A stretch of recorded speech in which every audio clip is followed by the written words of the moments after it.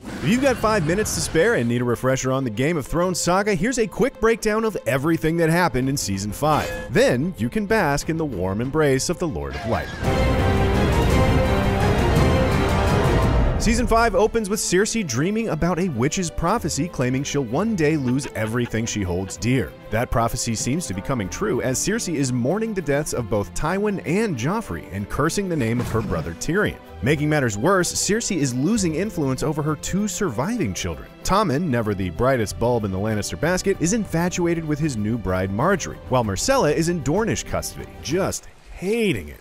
And with Prince Oberyn's paramour, Alleria Sand, reuniting the Sand Snakes and promising vengeance against King's Landing, that's a dangerous situation.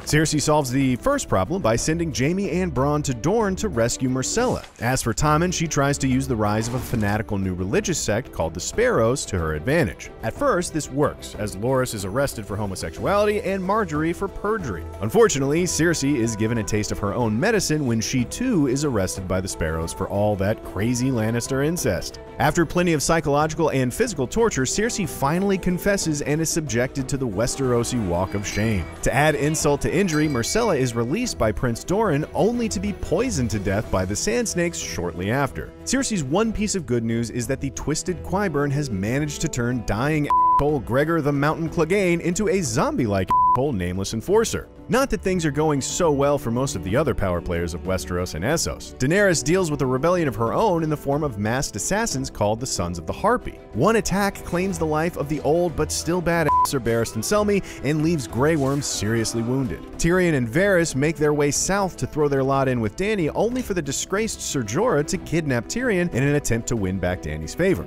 It sort of works, but not before Jorah is infected with the terminal disease known as grayscale, and Dany finds herself stranded in Dothraki territory after being ditched by one of her dragons.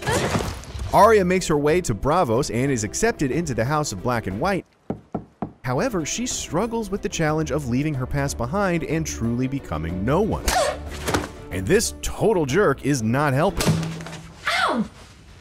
Arya is given an assassination mission by Jaqen H'ghar only to go off script when she spots Meryn Trant. Even though she is able to cross a name off her kill list as punishment for betraying the Faceless Men, Jaqen commits suicide and Arya is struck blind, which doesn't seem fair. But it's Game of Thrones. When has anything been fair? Sansa is having an even worse time in Season 5. Littlefinger uses her as a pawn in his schemes, marrying her off to Ramsay Bolton, who jumps all the way to the top of the Game of Thrones most disgusting charts. Sansa's marriage to the super gross Ramsay is about as terrible as could be expected. Luckily, the guilt-ridden Theon finally comes to his senses and helps her escape Winterfell.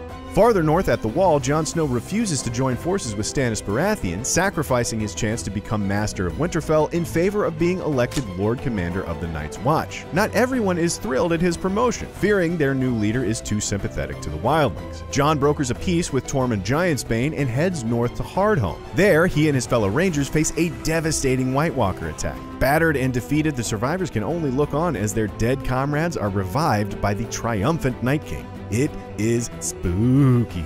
Stannis' short-lived attempt to conquer the North ends in failure, as Ramsay Bolton proves a far craftier foe. Faced with mounting losses and mass desertions, Stannis sees no choice but to let Melisandre sacrifice his daughter Shireen to the Lord of Light, which, in addition to not working, moves Stannis to the top of the disgusting chart. But it's only for a short time. After his armies are crushed by the Boltons, Stannis himself is killed by Brienne, who finally avenges her original master Renly, and puts Ramsay Bolton back on top.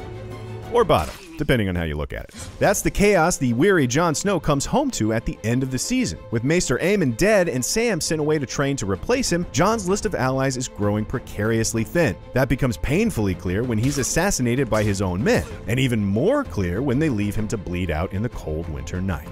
And clearer still when that's the last thing we see in Season 5. For more Game of Thrones, check out Season 4 in 5 minutes and Cinefix's 3 brilliant moments from the Battle of the Bastards. And as always, be sure to subscribe wherever you like to watch IGN.